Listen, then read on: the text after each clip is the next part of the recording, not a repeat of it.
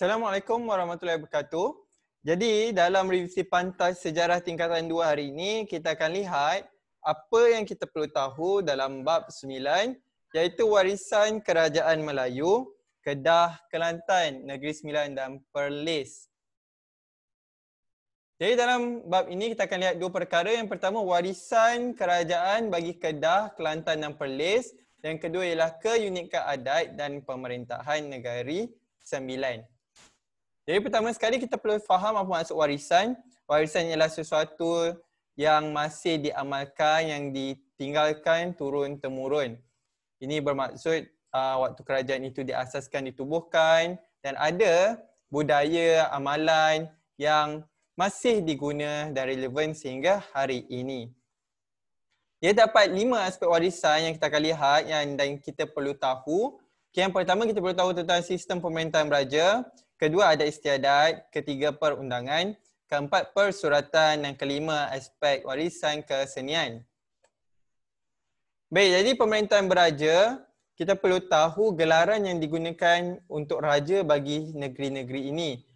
Contoh Kedah Kelantan menggunakan sultan, manakala Perlis menggunakan raja.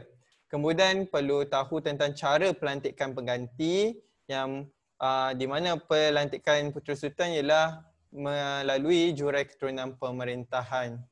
Okey, kemudian perlu tahu bahawa pemerintahan terbagi kepada 3 bahagian. Okey, seterusnya adat istiadat. Adat istiadat ini kita perlu lihat dari 3 perkara yang kita perlu tahu. Yang pertama, majlis pemasyuran. Kedua, istiadat pertabalan. Dan yang ketiga ialah penganugerahan bintang dan darjah kebesaran.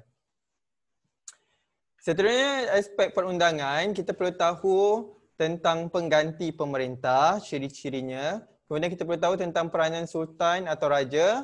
Kita perlu tahu badan penasihat sultan dan raja. Seterusnya, hak rakyat dalam pentadbiran. Dan seterusnya, tanggungjawab sultan atau raja berhak memilih menteri besar.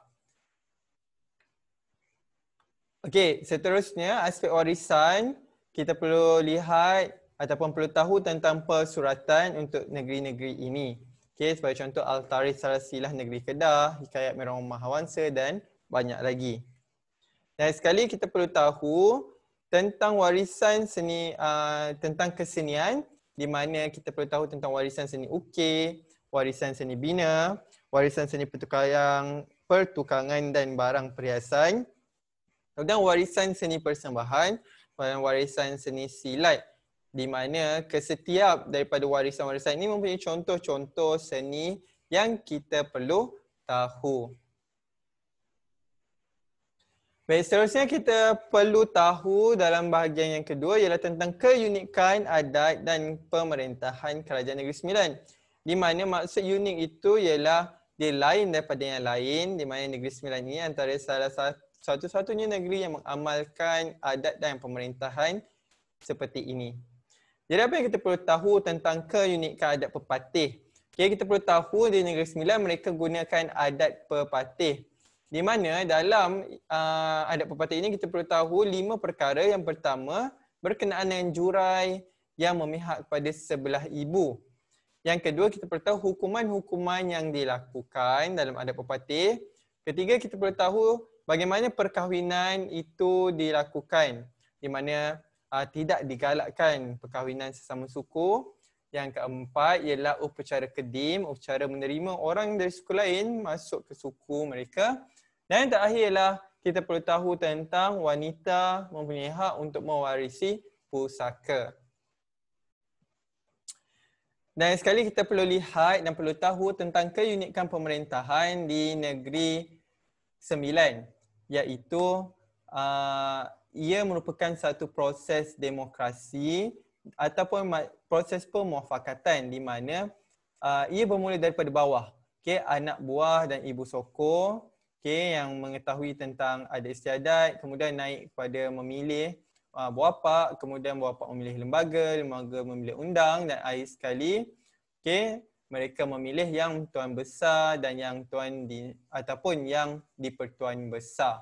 Okay, jadi perlu tahu fungsi-fungsi untuk setiap peringkat ini dan perlu tahu maksud-maksud yang mereka gunakan. Okay. Jadi itu saja dalam bab 9 apa yang kita perlu tahu. Dan untuk maklumat dan informasi yang lebih lanjut, boleh tekan subscribe serta boleh klik pada playlist tingkatan 2.